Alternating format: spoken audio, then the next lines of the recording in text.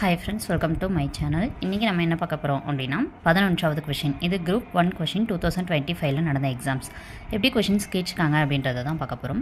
Sivaji was crowned as an independent king at days. எந்த இடத்துல அவங்க முடிசூடிக்கிட்டாங்க அப்படின்றதான் கொஷின். தமிழில் பாருங்கள், சிவாஜி சுதந்திர அரசராக முடிசூட்டப்பட்ட இடம் எது?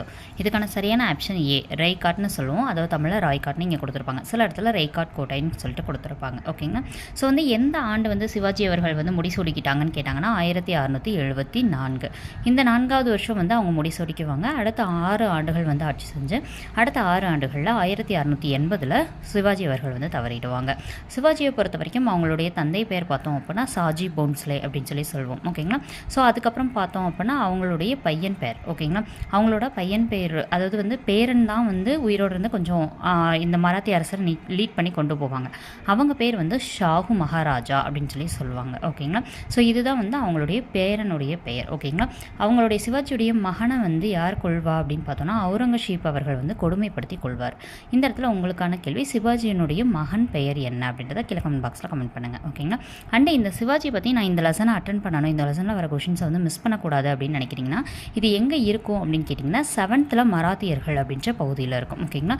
ஸோ இந்த கொஷின் 7th மராத்தியர்கள் அப்புறம் 11th மராத்தியர்கள் 2 இடத்துல இந்த லெசன் இருக்குது. அந்த 2 லெசன் படிச்சிங்கன்னா அந்த 2 லெசனில் வரக்கூடிய கொஷின்ஸ் மிஸ் பண்ணாமல் நீங்கள் அட்டன் பண்ணிடலாம். ஸோ இவங்க எந்த டாப்பிக்கில் வருவாங்க அப்படின்னா மராத்தியர்கள்ன்ற டாபிக். இவங்களுக்கும் யாருக்கும் பிரச்சனை இருந்துகிட்டே இருக்கும் அப்படின்னா இவங்களுக்கும் முகலாயர்களுக்கும் தான் என்ன இருந்துகிட்டே இருக்கும்னா பிரச்சனை இருந்துகிட்டே இருக்கும்.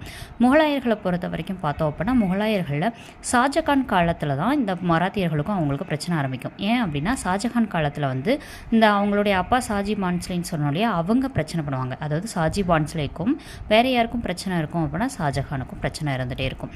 கொஞ்சம் அவரோட ஆட்சி காலம் முடிவடைய சிவாஜிக்கும் அவுரங்கசீப்புக்கும் பிரச்சனை இருந்துக்கிட்டே இருக்கும். ஓகேங்களா? ஸோ அவுரங்கசீப் இறக்கிறதுக்கு முன்னாடியே சிவாஜி அவர்கள் இறந்துருவாங்க. அவுரங்கசீப் 1707 வரைக்கும் இறந்திருப்பார். ஓகேங்களா? ஸோ கடைசி வரைக்குமே சிவாஜியை கண்ட்ரோல்குள்ளே கொண்டு வரவே முடியாது. யாருன்னு அப்படின்னா அவுரங்கசீப்னால. ஓகேங்களா? இப்போ நமக்கு முகலாயர்கள் அப்படின்னு பார்த்தோம் அப்படின்னா பாபர், ஹுமாயூன், அக்பர், ஜஹாங்கீர், ஷாஜகான், அவுரங்கசீப் இதுதான் ஆர்டரில் இருப்பாங்க. ஓகேங்களா? இதில் இந்த 7 பேர் மொத்தம் 6 பேர் இவங்களுடைய மகன், அதாவது அவுரங்கசீப்புடைய மகன்கள் அப்படின்னு சொல்லிட்டு 2 பேரை பற்றி சொல்லியிருப்பாங்க. ஒன்று அக்பர். ஓகேங்களா? அந்த அக்பர் தான் யார் கூட வச்சுருப்பாங்க அப்படின்னா சிவாஜியுடைய மகன் கூட பேசி அதுக்கப்புறம் தக்காணத்துக்கு வர மாதிரி சூழ்நிலை அவுரங்கசீப்புக்கு ஏற்படும். அவுரங்கசீப் அவங்களுடைய கடைசி காலத்தை தக்காணத்தில் தான் கழிச்சிருப்பாரு. அதுக்கான காரணம் அவருடைய மகன் அக்பர். ஓகேங்களா? ஸோ இதுதான். இது எப்படி இருந்துச்சு அப்படின்றத மறக்காமல் கீழே கமெண்ட் பாக்ஸில் கமெண்ட் பண்ணிடுங்க. இந்த வீடியோ பிடிச்சிருந்துச்சு அப்படின்னா லைக் பண்ணிக்கோங்க, நம்ம சேனலை சப்ஸ்கிரைப் பண்ணிக்கோங்க. அடுத்தடுத்த வீடியோவில் சந்திக்கலாம். தேங்க்யூ.